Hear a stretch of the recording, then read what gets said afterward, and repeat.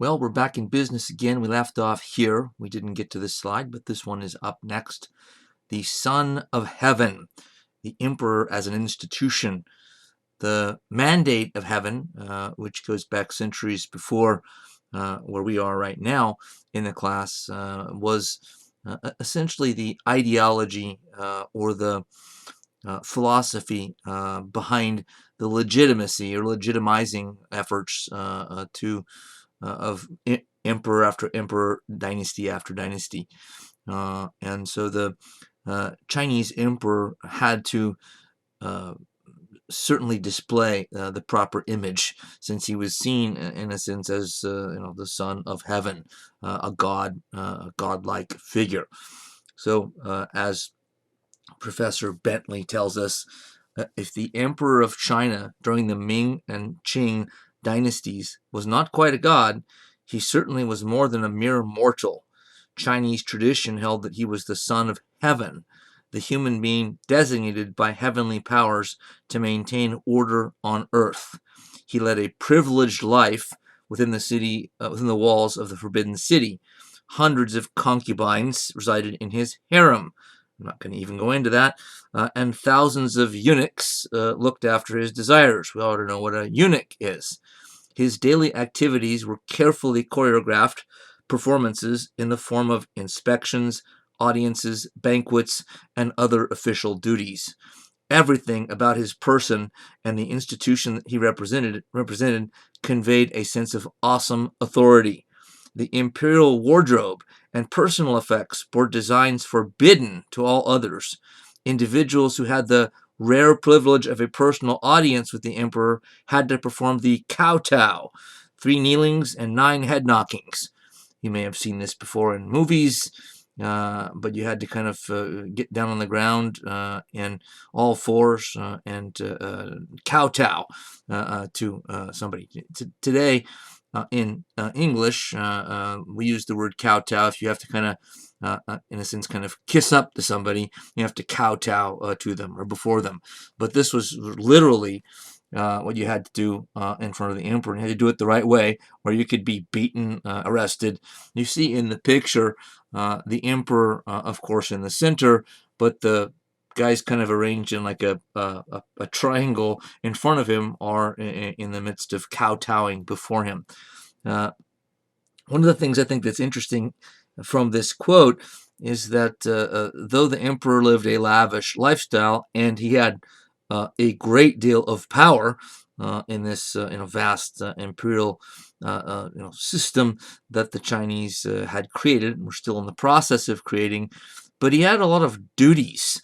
These choreographed performances, as Professor Bentley calls them, and those things had to be done also the right way.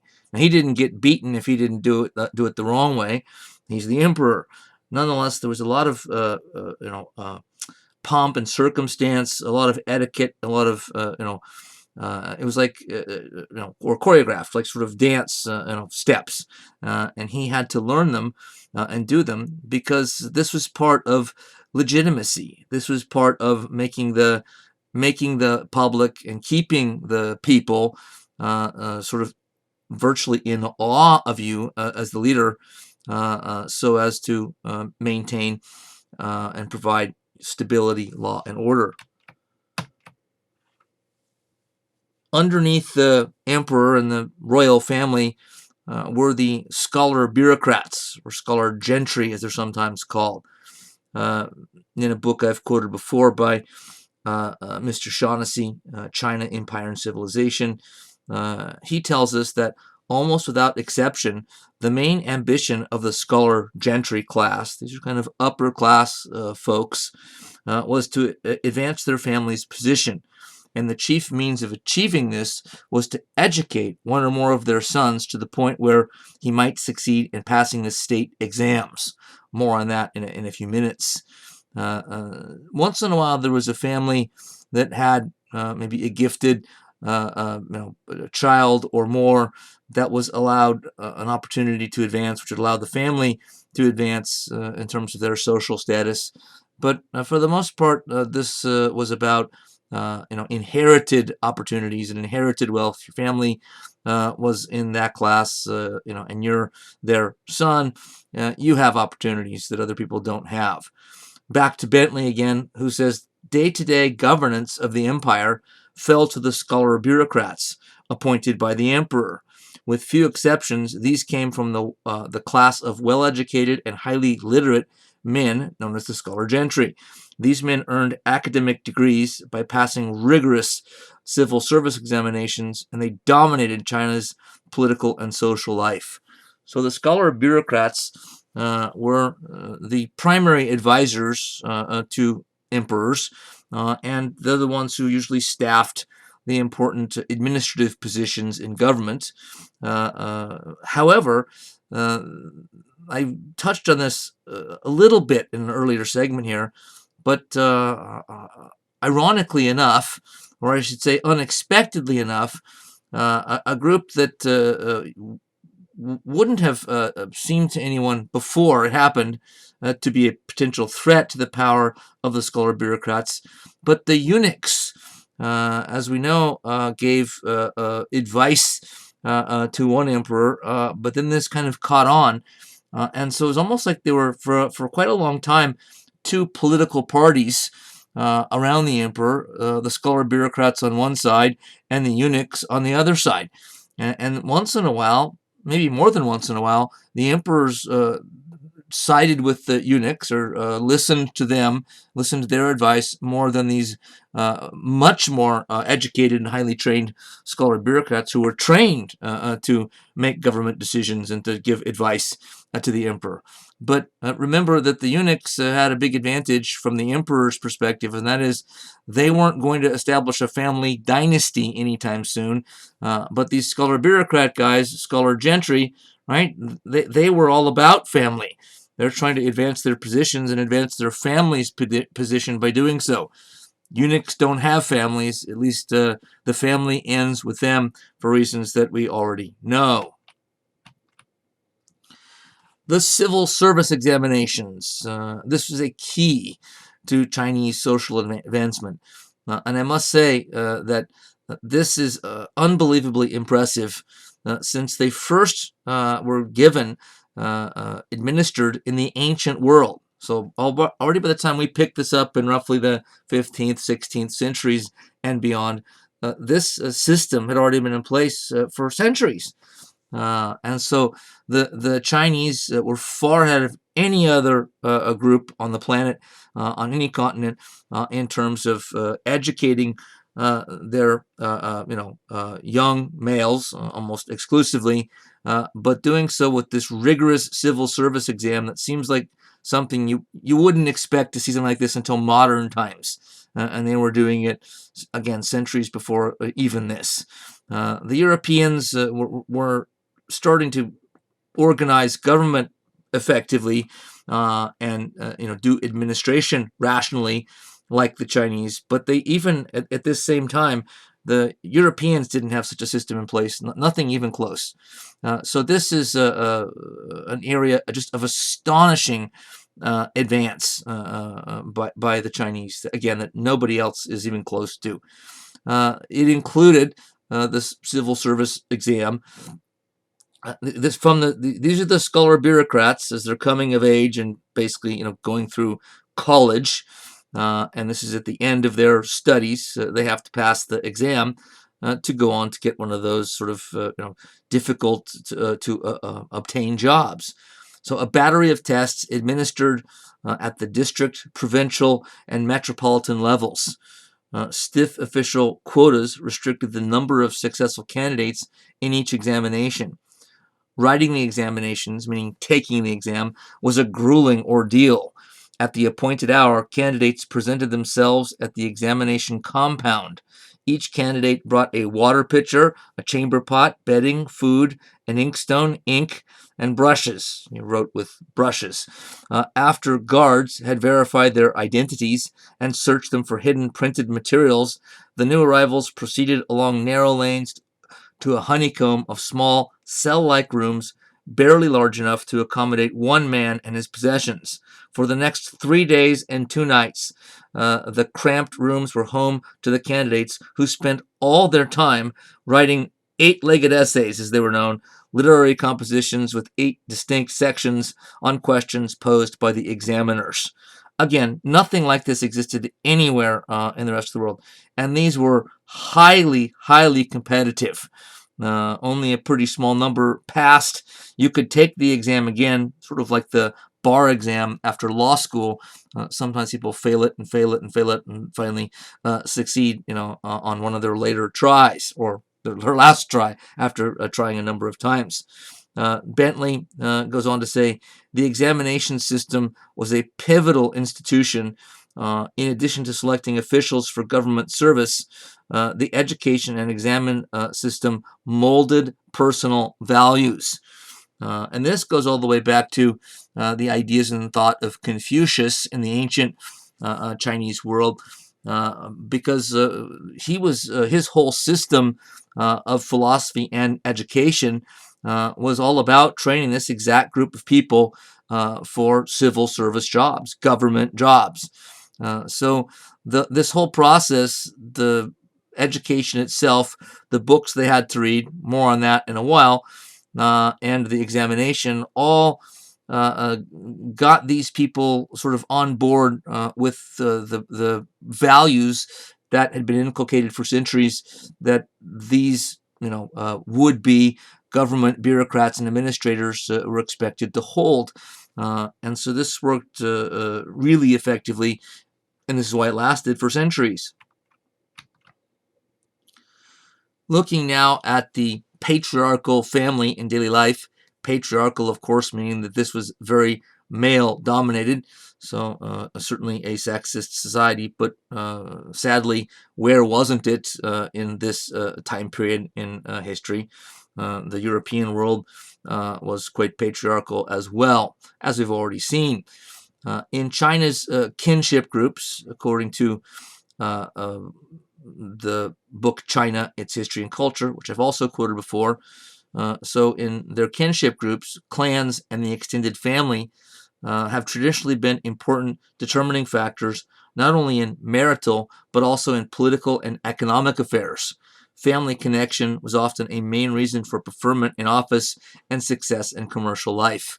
So the family unit was crucial, and for the upper class scholar bureaucrat family types, right, the advancement of one person in their family and maybe more was sort of seen to be something of great value to the whole family, because their social status would rise if one or more of their sons became big shots in government underneath the emperor. The closer to the emperor, the more power they had underneath the emperor, the more that status would rise. He goes on to say the Confucian ethic stressed filial piety, meaning treating ancestors and grandparents, basically worshiping them. Much of Chinese religion was about ancestor worship. And the father-son relationship was of extreme importance as well here. You can see the patriarchal nature of this because they're not talking about the mother-daughter relationship or father-daughter, father-son. Under this Confucian system, the worship of the ancestors, which assured the welfare of the family, could only be performed by the senior male, kind of male head of household. So the religious ceremonies were usually done at home, and shrines were there that were there for the worship of their ancestors. So that might not sound like that's that big of a deal, but when your religion, right, is structured around your ancestors, that's who you're worshiping primarily, and you're doing it at home, you can see that from that would likely come a very tight-knit sort of way of thinking about a family. So family is, of course, important in any society that we've looked at and will look at. But here it takes on even kind of, I think, another dimension, which wasn't always joyful because there's a lot of pressures that come along with this if you're a member of a family. foot binding and gender relations. And this is hard to look at. Sorry for the graphic on the left. You can try to avoid that if you want to, but I like to, be honest about what we're talking about. This was brutal.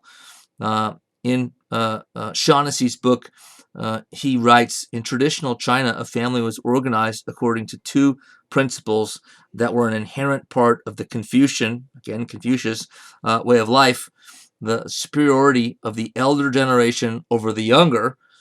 So elders were considered to, they got all the respect. They were supposed to get all the respect, and they were supposed to have all the decision-making power.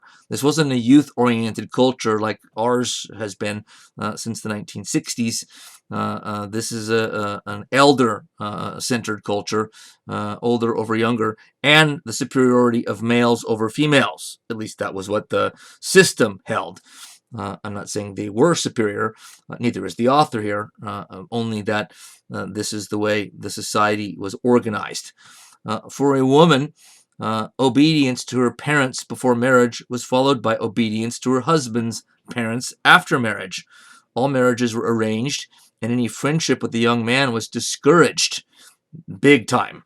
Once married, a woman was at the mercy of her mother-in-law, who might become a lifelong friend or make her life misery and miserable.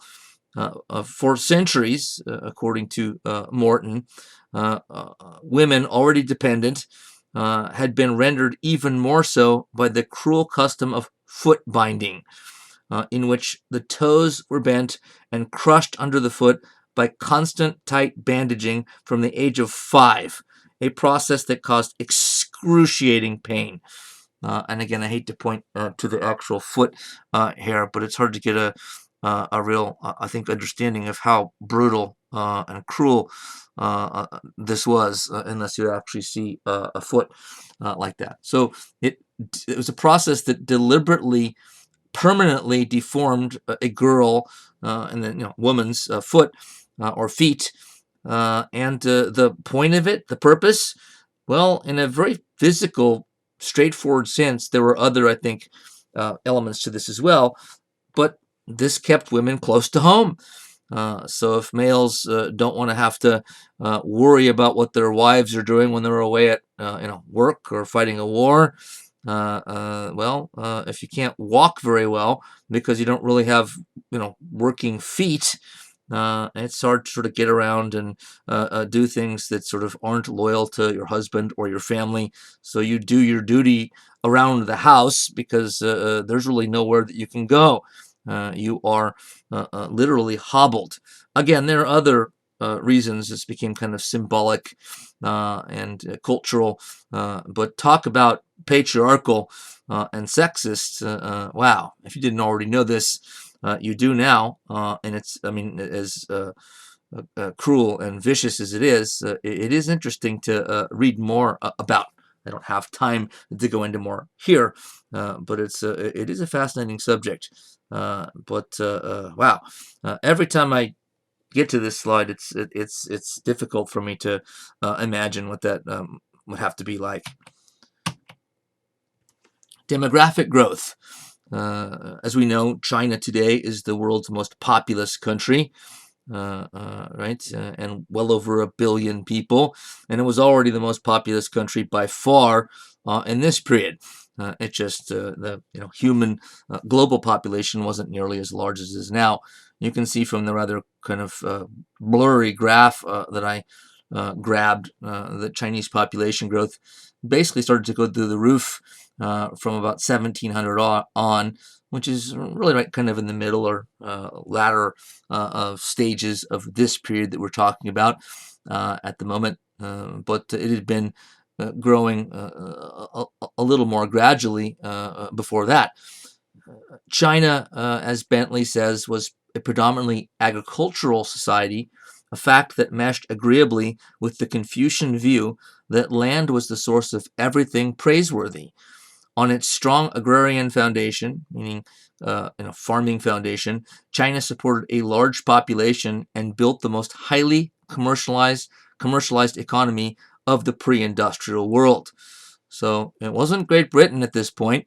or any other European country that was the most highly commercialized economy. It was China.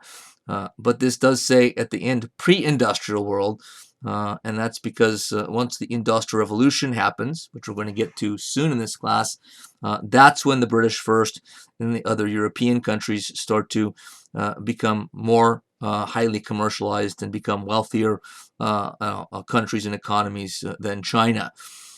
China, of course, in recent decades has made up for that, made good on that by rising to the top economically and otherwise again. Um, he goes on to say, in spite of recurring epidemic diseases such as plague, which claimed the lives of millions, China's population rose rapidly from 100 million in 1500 to 160 million in 1600, and by 1700 surged to 225 million. And was about 300, I think, by 1800, 300 million by 1800. This rapid demographic growth set the stage for economic and social problems, however, since agricultural production could not keep pace with population over a long term. Per capita income in China began to decline as early as the reign of Qian Long.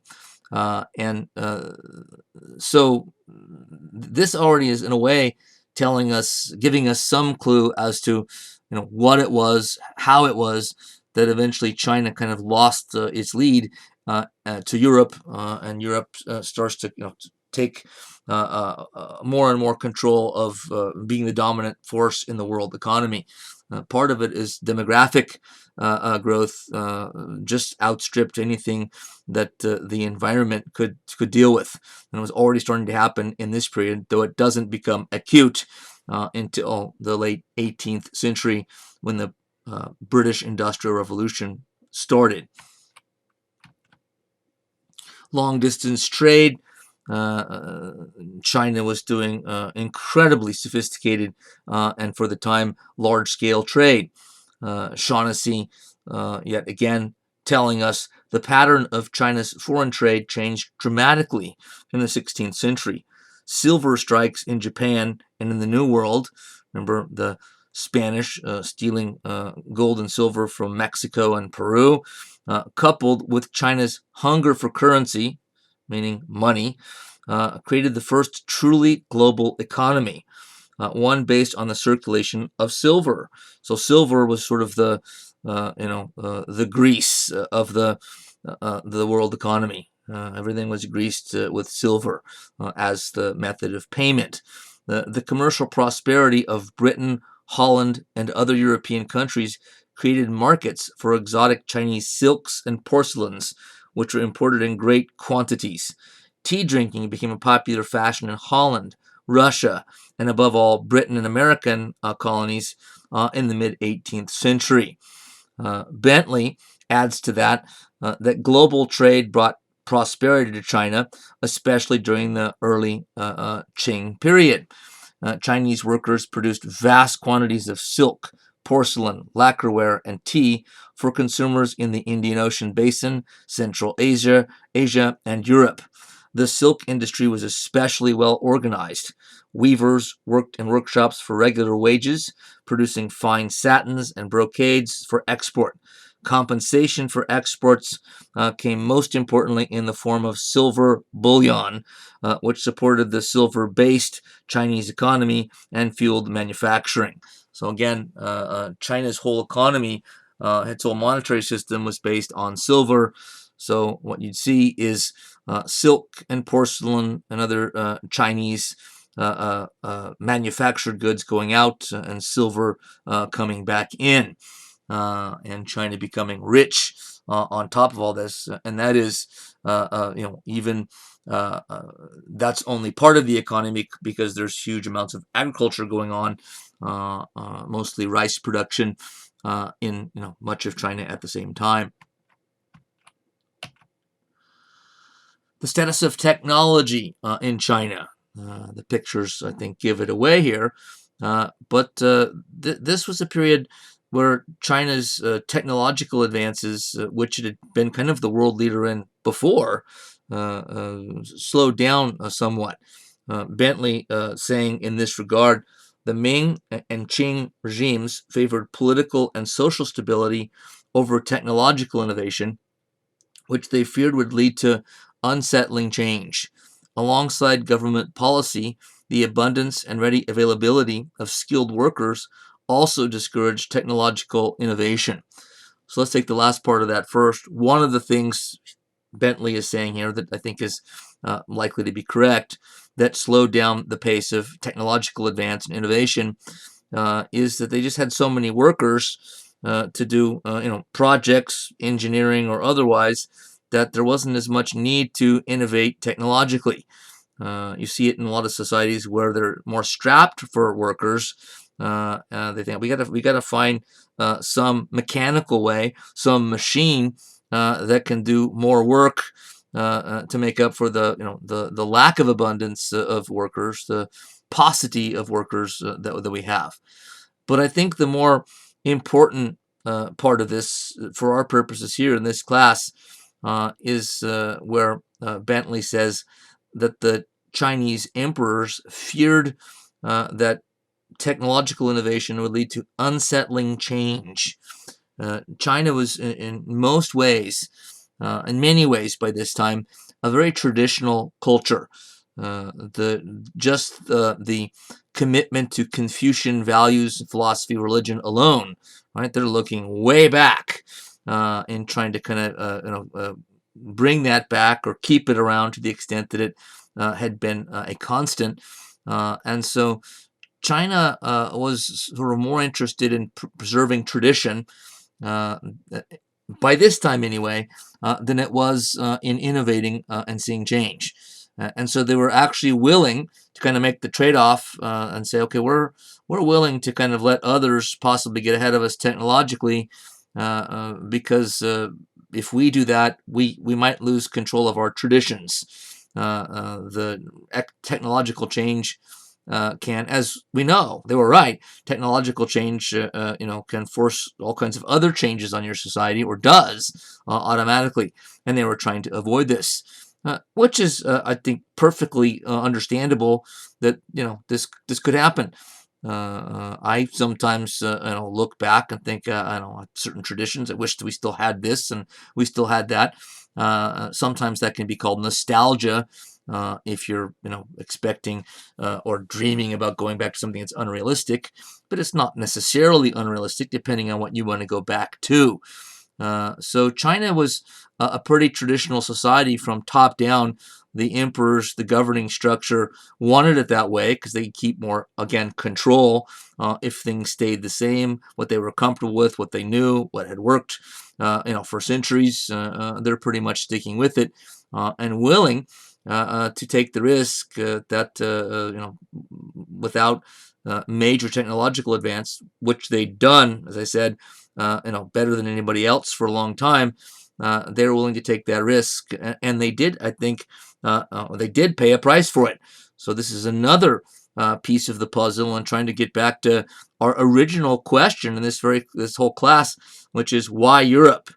Well, one of the reasons for why Europe, though I'm simplifying this answer, and I'm not giving you the other answers because it's certainly more than one explanation, but it's partly that the Chinese society that we're talking about here wanted to kind of look to the past to maintain stability, and the European society that we've already looked at and we'll go back to, they were thinking much more in terms of innovation and throwing caution to the wind.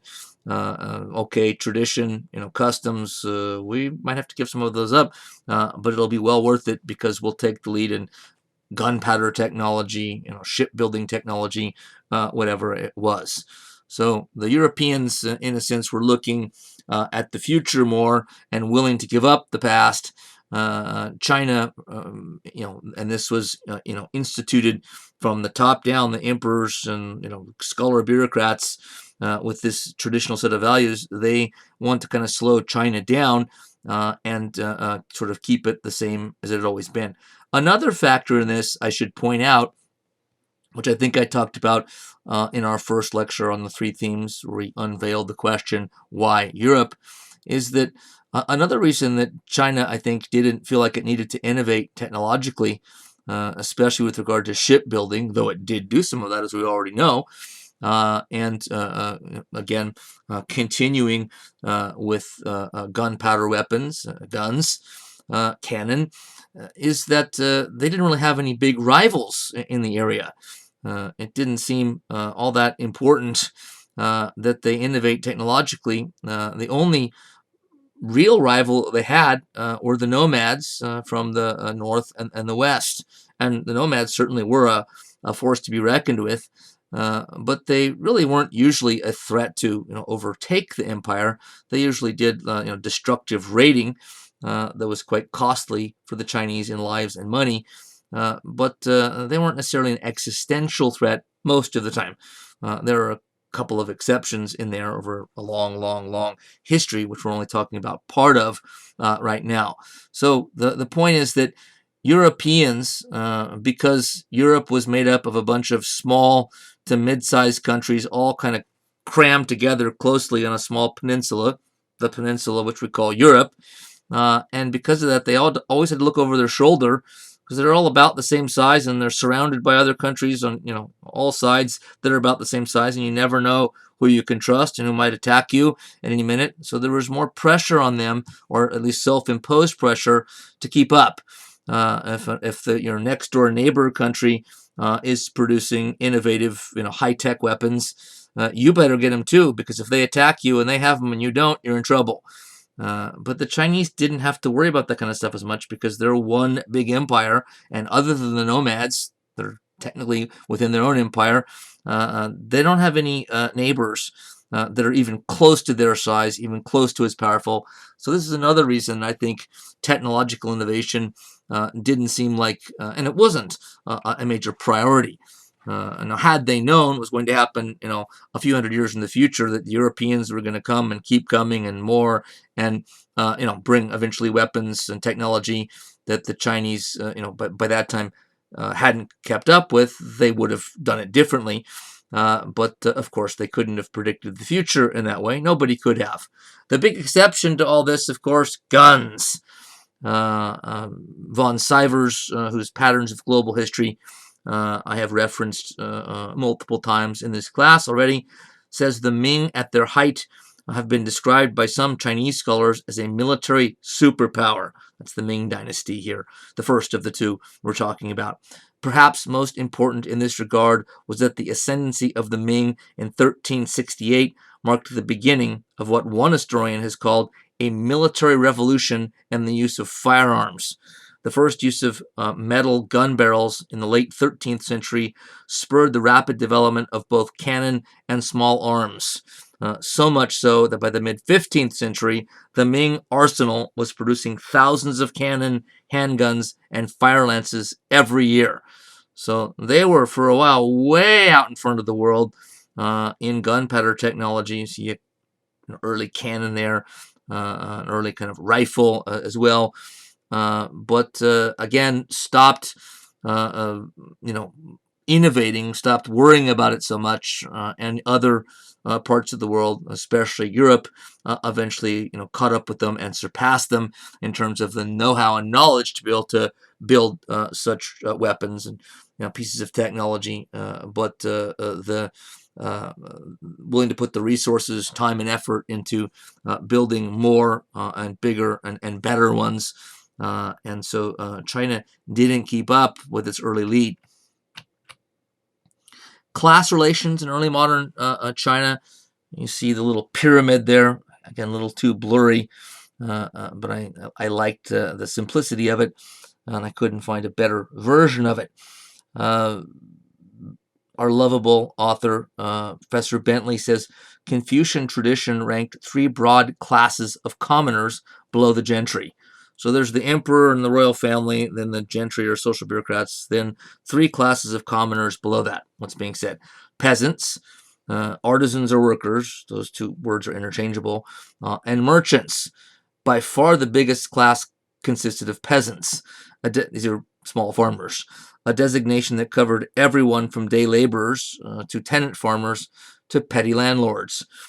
Confucian principles, here we are again, Confucius, regarded peasants as the most honorable of the three classes, since they performed honest labor and provided the food that supported the entire population. Which, of course, was a value judgment, not necessarily the truth. They're basically saying those people that sort of sell, goods, make and sell goods in shops, right, and people who just just sell things alone, that just buy them over here and sell them over there, merchants. That's not really an honest day's work. Well, why not? We don't have that prejudice now, but it's not just China that has that going back in time. In parts of Europe and other places around the world as well, you see this commonality where people that didn't sort of do more practical things with their hands, or the less practical it was and sort of straightforward, the less respect that it got. Not mentioned in here as sort of a great example of this would be anyone involved in finance. This would be true in Europe as well. Also, if you were in finance and banking, it's like you're just sort of moving money around. You're not doing anything productive or pragmatic or valuable, like growing, rice and then taking it to the market so people can eat and survive. You're just sort of pushing money around. And it wasn't respected by Confucian philosophy and within Confucian principles that we know are the dominant ones in China and had been for a long time. So Bentley goes on, I think I've already said some of this, but merchants ranked at the bottom level of the Confucian social hierarchy, at least the bottom, almost the bottom, because moralists looked upon them as unscrupulous social parasites. Merchants enjoyed little protection, and government policy was always critically important to their pursuits. So if government policy didn't favor them, they weren't going to get anywhere. And oftentimes it didn't, because even the government had sort of prejudice against merchants, at least for a long time. Chinese merchants then did not forge cooperative relationships with cooperative relation. I swear I haven't been drinking. Cooperative relationships with government, like in the English and Dutch states. Here's another possible explanation for why it was Great Britain and then Europe that went through the Industrial Revolution first. We've already seen that just on the eve of the Industrial Revolution, which is right where we are here in this time period, China was the most commercialized society in the world. Well, part of it is the value system in Europe, starting with the government and nobles, kind of the European equivalent of the scholar bureaucrats here in China.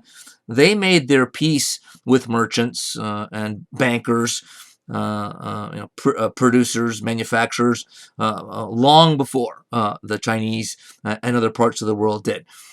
So that the government was already, wheeling in great place like Great Britain and very much open to embracing the merchant classes, the business classes, the rising capitalist classes. They were already embracing them, where Chinese society and Chinese government were already, were still kind of pushing them away and saying, we know, buying and selling is important, and we know trade is important, but we don't want to take it too far because we find it, immoral.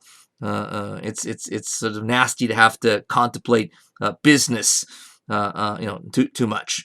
There's again in many parts of the world for a long time, including Europe, this sense in which business and money making is something to be looked at as immoral and grubby and dirty and nasty. But the Europeans got over it quicker than China did, for various reasons, and some of it is still, I think, open to a great deal of question as to why sort of there was a bridging of the gap between the nobles and everybody else on one side and the merchant / capitalist classes on the other in Europe before China. That's still a debate amongst scholars and historians. Here we are, Neo-Confucianism in China. Right back to Professor Bentley. Imperial sponsorship of Chinese cultural traditions meant primarily support for the Confucian tradition, which was a tradition. Right? He was an ancient thinker around the time of Socrates, as I said earlier, especially as systematized by the Song Dynasty scholar Zhu Xi, the most prominent architect of Neo-Confucianism. Zhu Xi combined the moral, ethical, and political values of Confucius with the logical rigor and speculative power of Buddhist philosophy. He emphasized the values of self-discipline, filial piety, again, respect for parents and ancestors, and obedience to established rulers, the emperors like that, all of which appealed to Ming and Qing emperors seeking to maintain stability in their vast realm. Cultural policies of the Ming and Qing dynasties made the Neo-Confucian tradition the reigning imperial ideology, basically value system, from the 14th to the early 20th century, and had already dominated before that. So Confucius had a long shelf life in terms of the influence of his thought, big time. Though of course there's other contributors to it, like Zhu Xi here, who synthesized Confucianism with Buddhism. And this was a smart thing to do. I'm sure he believed it was the right thing to do as well. But it was smart in the sense that it allowed some people who might have been torn between Confucianism and Buddhism, because Confucianism is also a religion as well as kind of a philosophy and kind of moral, ethical system. It's also a religion. So he made it easier for the Chinese, as individuals and as groups, to say, okay, Confucianist thought has been brought together with Buddhism now in Neo-Confucianism, and so it made sort of that process, or that once conflict, at least tried to end it by bringing the two together. Matteo Ricci and the return of Christianity to China, which of course assumes that it had been there and left and is coming back.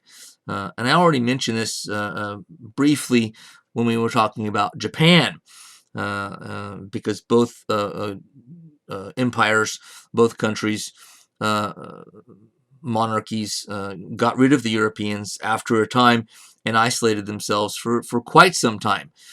And so I didn't go into that part of it here for reasons of time, but the Chinese had done something similar to the Japanese, but the Christians, the European Christians, make a comeback. Bentley writing that when Roman Catholic missionaries returned in the 16th century, they had to start from scratch in their efforts to win converts and establish a Christian community. So it basically been wiped out. Their earlier efforts were there was no sign of it any longer. And goes on to say that the most prominent of the missionaries were the Jesuits, Catholics, but one particular school of Catholics who worked to strengthen Roman Catholic Christianity in Europe. That's what they were actually created to do, the Jesuits, or Society of Jesus, and also to spread their faith abroad. Founder of the mission to China was the Italian Jesuit Matteo Ricci, who had the ambitious goal of converting China, basically all of China, to Christianity. Hundreds of millions of people he wants to convert, thinks he can do it. Ricci's mastery of Chinese, it's supposed to say language, and literature opened doors for the Jesuits, who then dazzled their hosts with European science, technology, and mechanical gadgetry. However, in spite of their tolerance, flexibility, and genuine respect for their Chinese hosts, the Jesuits attracted few converts in China. The word few I would take issue with from Professor Bentley there. Certainly a tiny percentage of Chinese subjects or citizens converted to Christianity, but keep in mind we're talking about by 1700, 1800, already 300 million people. So it was in the hundreds of thousands that were converted. It's just that's a pretty small percentage considering the population size. So few few is correct if you look at it in terms of percentage. It's not so few if you look at it in terms of just actual numbers. The Jesuits, I think, were okay with it in the end. Maybe not Ricci, who had these gigantic goals. Matteo Ricci was a very impressive person, by the way, and the Chinese were impressed with him, partly because he took what appears to have been a genuine interest in their culture. And learned the language and mastered, as it says here, Chinese literature. And he read book after book after book, sometimes in Chinese. The Europeans weren't known for taking that much interest in someone else's culture, but Ricci and some of the other missionaries with him did. And this helped them to get a foot in the door at the highest levels of government. They got to meet the emperors and sort of hang out with the in crowd and the rich and the powerful. And so this gave them an advantage. And one could say Ricci then was just being opportunistic to try to get in, tight with the emperor. But I don't think that the sources, support that. I think that they support that this guy was sort of, maybe one of a kind, but really one of a kind, in that he really was genuinely curious and interested in other cultures. Francis Xavier, we talked about playing a similar role in Japan, and he went to China and other parts of Asia for a while as well. He I don't think quite had this much genuine interest in other cultures.